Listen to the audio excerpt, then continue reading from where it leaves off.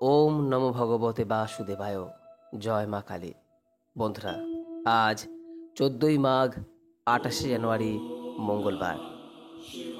অনেকেই হয়তো আজকের দিনে রটন্তী কালী পূজা করবেন। অনেকেই মৌনী অমাবস্যার ব্রত পালন করবেন।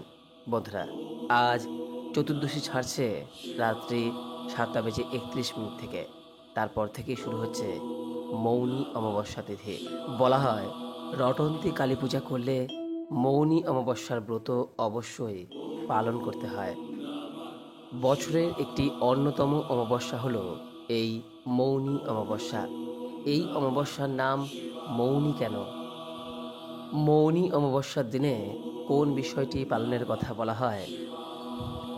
সমস্ত কিছুই মৌনী অমাবস্যার ব্রতকথায় উল্লেখ পাওয়া যায়। তাই যারা মৌনী অমাবস্যা পালন করছেন তাদের এই অমাবস্যার ব্রত কথাটি একবার হলেও শ্রবণ করা প্রয়োজন। যদি কোনো কারণে আপনি ব্রত পালন করতে নাও পারেন, তাহলে অন্তত এই অমাবস্যার ব্রত কথাটি শ্রবণ করে মা কালী অথবা ভগবান শ্রী বিষ্ণুর উদ্দেশ্যে একটি প্রদীপ পারলে অবশ্যই প্রজ্বলন করবেন। তাতেও এই ব্রতের পূর্ণ ফল অনেকাংশে লাভ করা যায়। বন্ধুরা, এই প্রসঙ্গে আপনাদের জানায় যে এই মৌনী অমাবস্যা তিথি থাকছে আগামীকাল 15ই মাঘ, 29শে জানুয়ারি, বুধবার সন্ধ্যা 6:50 পর্যন্ত। তাই উক্ত সময়ের মধ্যেই এই ব্রত সম্পন্ন করা প্রয়োজন। আর একবার হলেও শ্রবণ করুন এই মৌনী অমাবস্যার ব্রত কথা। আশা করি দর্শক বন্ধুরা, মৌনী অমাবস্যার এই ব্রত কথাটি শ্রবণ করে আপনাদের ভালো লাগবে। শুরু করছি মা রটন্তী ও মৌনী অমাবস্যার ব্রত কথা। ওম নমো নারায়ণ নমো। জয় মা কালী। এক গ্রামে এক বিধবা ব্রাহ্মণী আর এক গোয়ালিনী বাস করত। তাদের দুজনের মধ্যে খুব ভাব থাকায় তারা সই পাতিয়েছিল। তারা একজন অন্যজনকে ছেড়ে থাকতে পারত না। গোয়ালিনী ধন, ঐশ্বর্য, স্বামী পুত্র নিয়ে খুব সুখে ছিল। ব্রাহ্মণী ছিল কেবলমাত্র একটি মেয়ে। স্বামী পুত্র, ধন, ঐশ্বর্য তার কিছুই ছিল না। একদিন একজন ভিক্ষুক ব্রাহ্মণীর বাড়িতে ভিক্ষা চাইতে এলো। ব্রাহ্মণীর মেয়েটি তাকে ভিক্ষা দিতে গেল। ভিক্ষা দেবা মাত্র সেই ভিক্ষুকটি বললে, আহা, এমন কন্যার অদৃষ্টে বৈধব্য যন্ত্রণা। এই কথা বলে সেই ভিক্ষুকটি চলে গেল। মেয়েটি তার মায়ের কাছে এসে বললে, মা, ভিক্ষুকটি কি বলে গেল? আমি তো কিছুই বুঝতে পারলাম না। তার মা এই কথা শুনে বড়ই চিন্তিত হলেন আর বললেন, আবার যদি সে কখনো আসে তো আমায় বলিস। কিছুদিন পরে আবার সেই ভিক্ষুকটি এসে ভিক্ষা চাইল। ব্রাহ্মণী একটু আড়ালে থেকে মেয়েটির হাতে ভিক্ষে দিয়ে ভিক্ষুকটির কাছে পাঠালেন।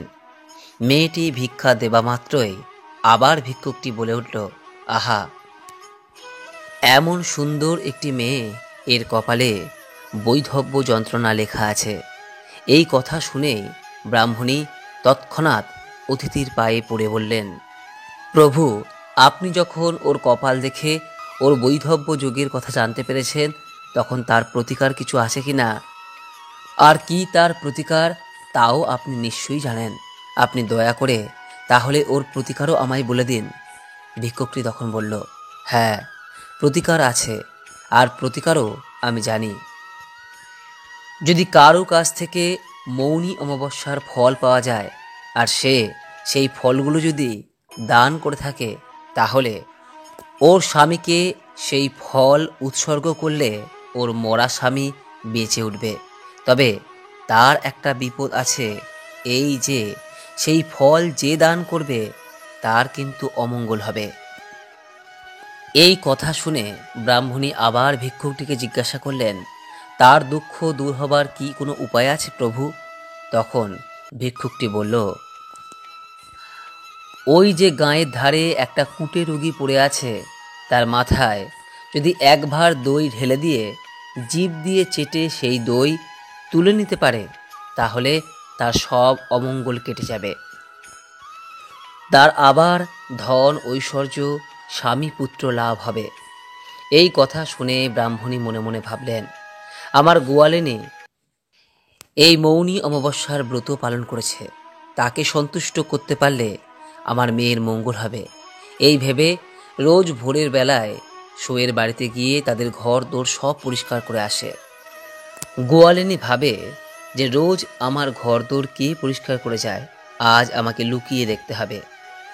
ব্রাহ্মণী যখন ভোরের বেলায় ঘর দোর পরিষ্কার করছে, এমন সময় গোয়ালিনী ব্রাহ্মণীকে ধরে বললে, এ কি সই, তুমি এরকম করছো কেন? এই কথা শুনে ব্রাহ্মণী কাঁদতে কাঁদতে বললেন, আমার একটি বিপদ থেকে তোমায় রক্ষা করতে হবে। তোমার মনোতুষ্টির জন্য আমি রোজ এই রকম করি, আর চিরকাল তোমার হুকুমে চলব। আমার মেয়ে বিবাহের রাত্রেই বিধবা হবে। তুমি যদি অনুগ্রহ করে তোমার মৌনী অমাবস্যার ফল আমার কন্যাকে দান করো, তবে আমার জামাই আবার বেঁচে উঠবে। গোয়ালিনী এই কথা শুনে বলল, সে কি সই, কেন দেব না? তোমার মেয়ে আর আমার মেয়ের কি তফাৎ? গোয়ালিনী রাজি হলো। কিছুদিন পরে ব্রাহ্মণী মেয়ের বিয়ে দিলেন। বিয়ের রাতে বর যখন বাসর ঘরে বসে বেশ গল্পগুজব করছে, এমন সময় হঠাৎ সে ঢলে পড়ল। সঙ্গে সঙ্গে তার প্রাণ বেরিয়ে গেল। বাড়িতে তখন কান্নার রোল উঠল। ব্রাহ্মণী এর প্রতিকারের কথা আগেই জেনে রেখেছিল, আর সে তখন ছুটে গেল গোয়ালিনীর বাড়ি। গোয়ালিনীর কাছ থেকে মৌনী অমাবস্যার ফল চেয়ে নিয়ে এসে জামাইয়ের মুখে ছোঁয়ালো। সঙ্গে সঙ্গে জামাই বেঁচে উঠল। পরের দিন গোয়ালিনী কাঁদতে কাঁদতে ব্রাহ্মণীর কাছে ছুটে এসে বলল, সই, আমার ছেলেমেয়েরা সবাই মরে পড়ে আছে, এখন কি হবে দিদি? তুমি যেমন করে পারো আমায় রক্ষে করো। ব্রাহ্মণী তাকে বলল, কোনো ভয় নেই। ব্রাহ্মণী তাকে সান্ত্বনা দিয়ে তখনই একটি ভাঁড় দই নিয়ে গোয়ালিনীকে সঙ্গে করে গায়ের ধারের সেই কুটে রোগীর কাছে গিয়ে সমস্ত দইটা তার মাথায় ঢেলে দিল এবং গোয়ালিনীকে বলল, এইবার তুমি সমস্ত দইটা জিভ দিয়ে চেটে তুলে নাও সই। গোয়ালিনী কোনো কিছু মনে না করে আর বিন্দুমাত্র ঘৃণা না করে সমস্ত দইটা জিভ দিয়ে চেটে তুলে নিল। সঙ্গে সঙ্গে কুটের রোগ সেরে সে সুস্থ হয়ে উঠল। কুটে তখন বলল, আমি তোমাদের একাগ্রতা আর বার ব্রতে ও ধর্মে বিশ্বাস আছে কিনা দেখবার জন্য এই রকম ছলনা করে বসে আছি। তোমাদের ভক্তি কতদূর তাই পরীক্ষা করছিলাম। তোমার মৌনী অমাবস্যার ব্রত ফলে তোমার স্বামী পুত্র বেঁচে উঠেছে, তোমার ধন ঐশ্বর্য যেমন ছিল তেমনি হয়েছে। আমি সেই ব্রতের ফলদাতা নারায়ণ। তখন ব্রাহ্মণী ও গোয়ালিনী তার পায়ের তলায় লুটিয়ে পড়ল। অমনি তিনি শঙ্খ চক্র গদা পদ্ম ধরে চতুর্ভুজ মূর্তিতে তাদের দুজনকে দেখা দিয়ে বললেন, ধর্মে মতি রেখো, দিনান্তে একবার আমাকে দেখো।